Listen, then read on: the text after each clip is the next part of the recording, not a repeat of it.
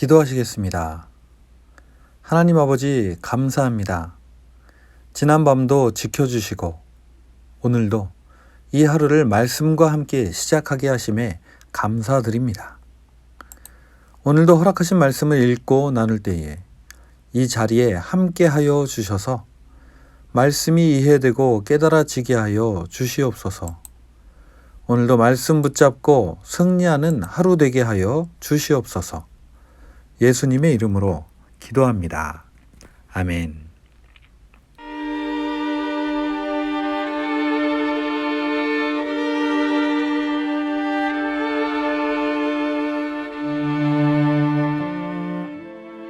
제3장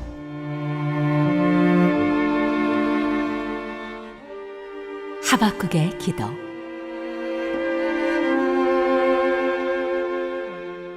이것은 시기온 옷에 맞춘 예언자 하박국의 기도이다. 주님, 내가 주님의 명성을 듣습니다.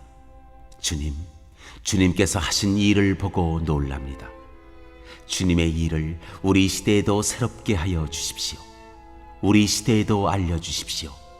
진노하시더라도 잊지 마시고 자비를 베풀어 주십시오. 하나님이 대만에서 오신다. 거룩하신 분께서 바란 산에서 오신다. 셀라. 하늘은 그의 영광으로 뒤덮이고 땅에는 찬양 소리가 가득하다. 그에게서 나오는 빛은 밝기가 햇빛 같다. 두 줄기 불빛이 그의 손에서 뻗어나온다. 그 불빛 속에 그의 힘이 숨어 있다. 질병을 앞장 세우시고 전염병을 뒤따라오게 하신다. 그가 멈추시니 땅이 흔들리고 그가 노려보시니 나라들이 떤다. 언제까지나 버틸 것 같은 산들이 무너지고 영원히 서 있을 것 같은 언덕들이 주저앉는다. 그의 길만이 영원하다. 내가 보니 구산의 장막이 환난을 당하고 미디안 땅의 휘장이 난리를 만났구나. 주님, 강을 보고 분이 여기시는 것입니까? 강을 보고 노를 바라시는 것입니까? 바다를 보고 진노하시는 것입니까? 어찌하여 구원의 병거를 타고 말을 몰아오시는 것입니까? 주님께서 활을 꺼내시고 살을 메우시며 힘껏 잡아당기십니다. 셀라. 주님께서 강줄기로 땅을 조각조각 쪼개십니다. 산이 주님을 보고 비틀거립니다. 거센 물이 넘칩니다. 지하수가 소리를 지르며 높이 치솟습니다. 주님께서 번쩍이는 화살을 당기고 주님께서 날카로운 창을 내던지시니 그 빛 때문에 해와 달이 하늘에서 멈추어 섭니다. 주님께서 크게 노하셔서 땅을 주름잡으시며 진노하시면서 나라들을 짓밟으십니다.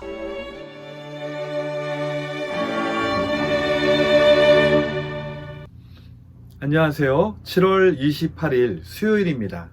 오늘은 하박국 3장 말씀을 살펴보도록 하겠습니다.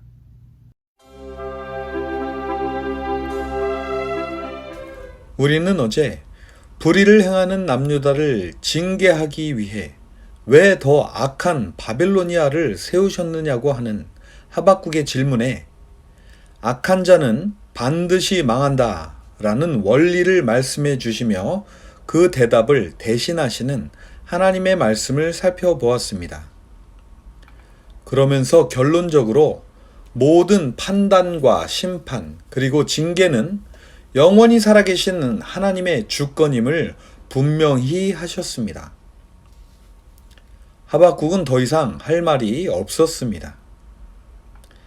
그리고 3장에서는 남유다의 현실과 바벨로니아인들에게 주목하던 하박국의 시선이 자기 백성들을 구하기 위해 오시는 하나님께로 바뀌어 기도하며 찬양하고 있습니다.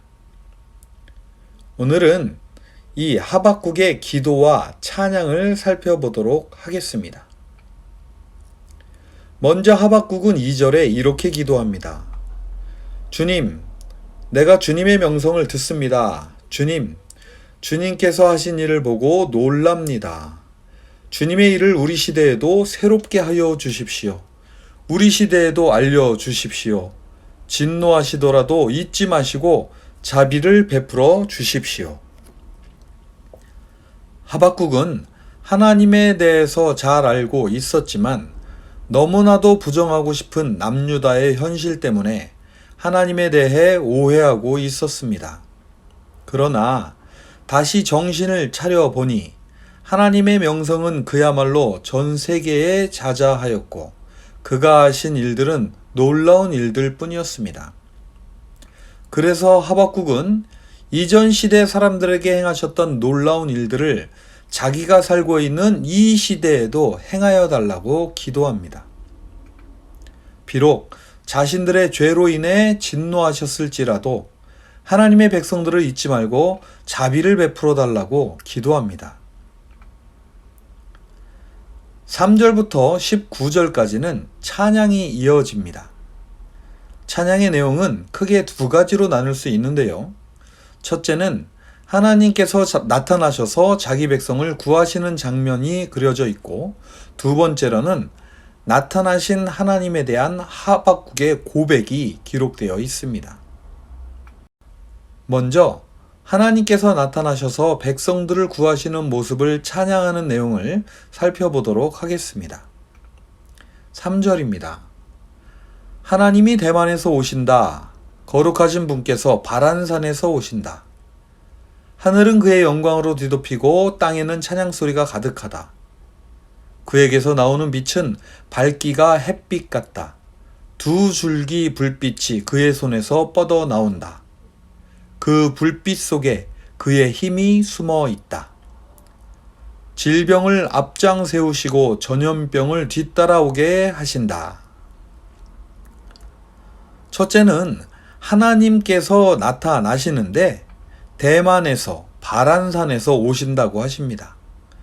대만이란 유다 남동쪽의 에돔 지역을 말하고 바란은 에돔과 시내반도 사이의 산지를 말합니다.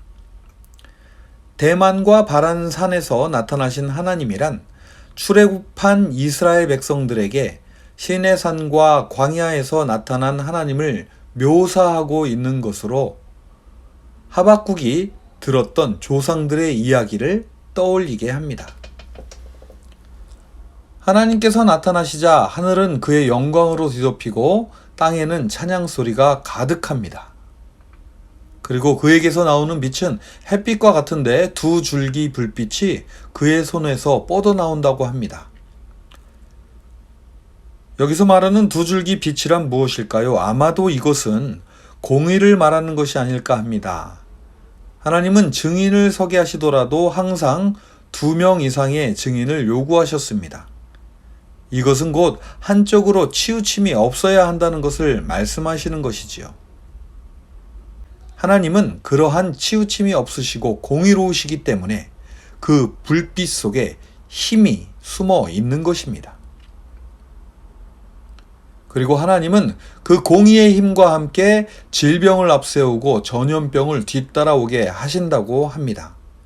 이 역시 하나님께 불순종하고 불평했던 이스라엘 백성들에게 불뱀을 내리시고 모압 평지에서 음란하게 행했던 일로 인해 전염병이 퍼지게 되었던 사건을 떠오르게 합니다. 두 번째 단락에서는 하박국은 하나님께서 멈추어 서신다고 말합니다. 6절과 7절입니다. 그가 멈추시니 땅이 흔들리고 그가 노려보시니 나라들이 떤다. 언제까지나 버틸 것 같은 산들이 무너지고 영원히 서 있을 것 같은 언덕들이 주저앉는다. 그의 길만이 영원하다. 내가 보니 구산의 장막이 환란을 당하고 미디안 땅의 휘장이 난리를 만났구나. 그렇습니다. 하나님께서 멈추시니 땅이 흔들리고 그가 노려보시니 나라들이 떱니다. 그리고 언제까지나 버틸 것 같았던 산들이 무너지고 영원히 있을 것 같았던 언덕들이 주저앉습니다. 이것은 세상의 권력들을 의미하는 것이겠죠. 그러면서 하박국은 세상의 모든 길 가운데 오직 하나님의 길만이 영원하다라고 찬양합니다. 이어지는 8절에 보니 하박국은 이렇게 묻습니다. 강을 보고 분이 여기시는 겁니까?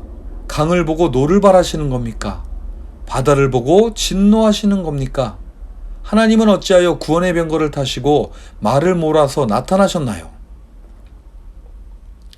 이 질문은 곧 하나님께서 등장하시자 모든 강과 바다로 묘사되는 세상의 세력들이 두려워 떨면서 하나님 어찌하여 오신 것이냐고 묻는 것입니다.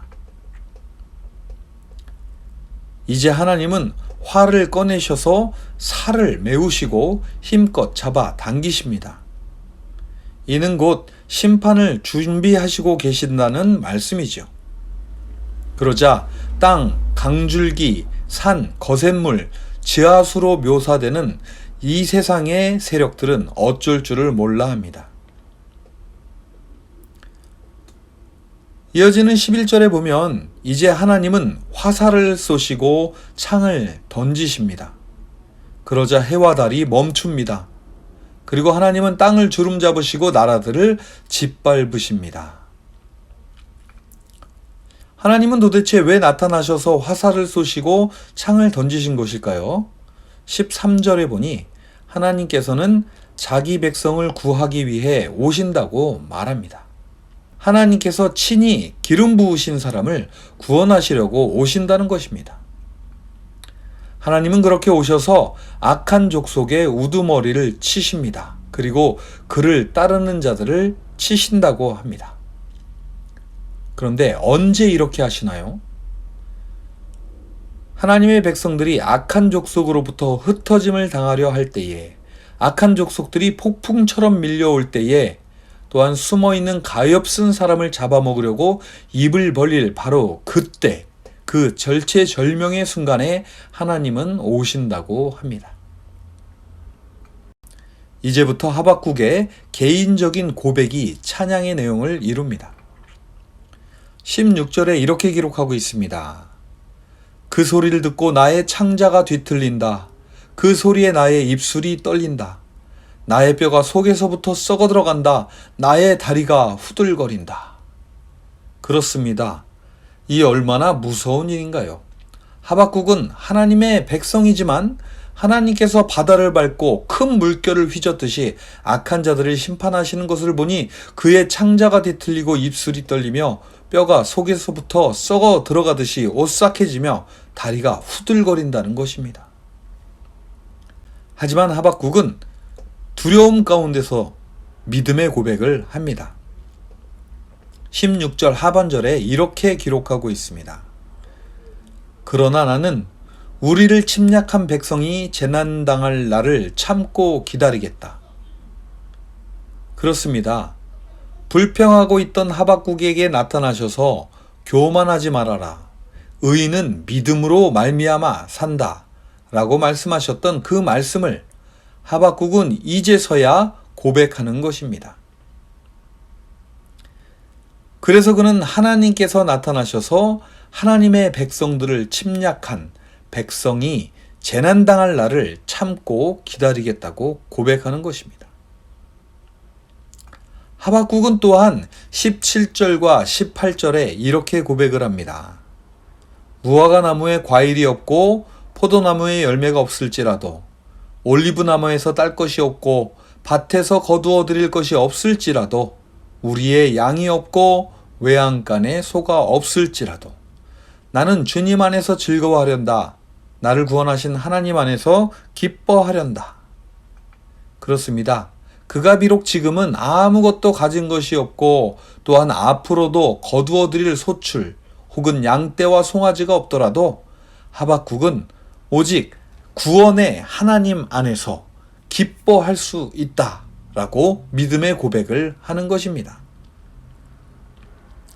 그러면서 이제 하박국은 최종적으로 그의 믿음의 고백을 이 한마디로 정리합니다.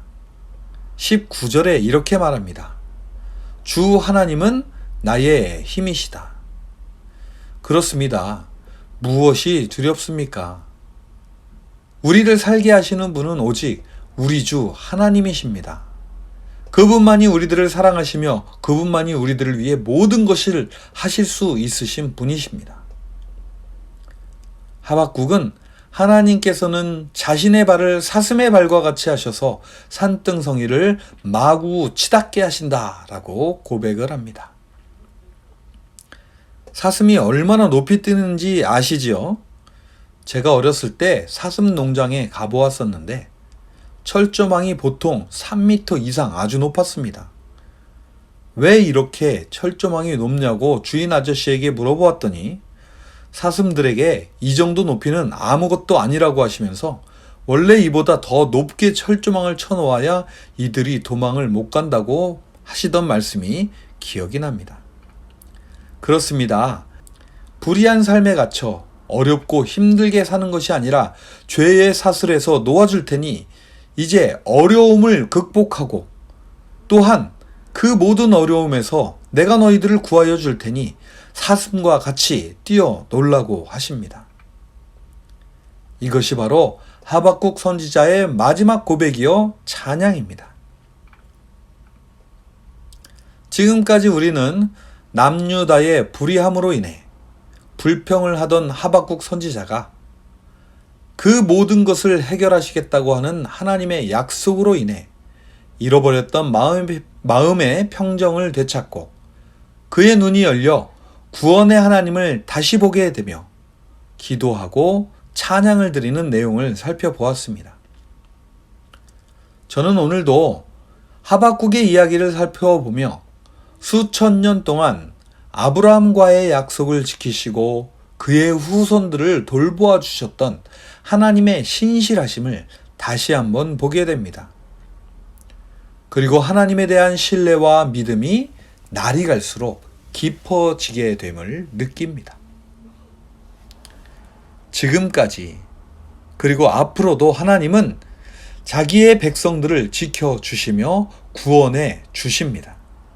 그래서 우리 주 하나님은 우리들의 힘이십니다.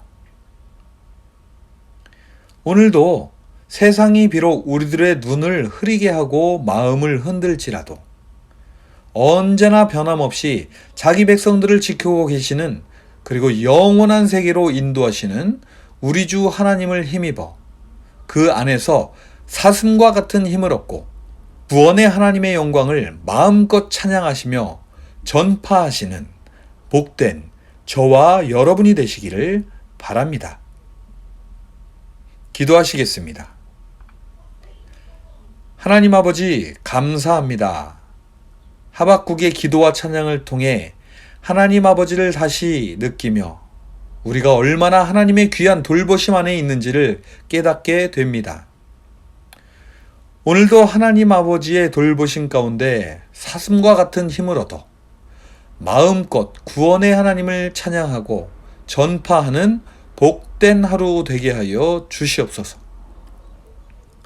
지금도 우리를 눈동자같이 살피시며 영원한 생명의 길로 인도하시는 우리 주 예수님의 이름으로 기도합니다. 아멘.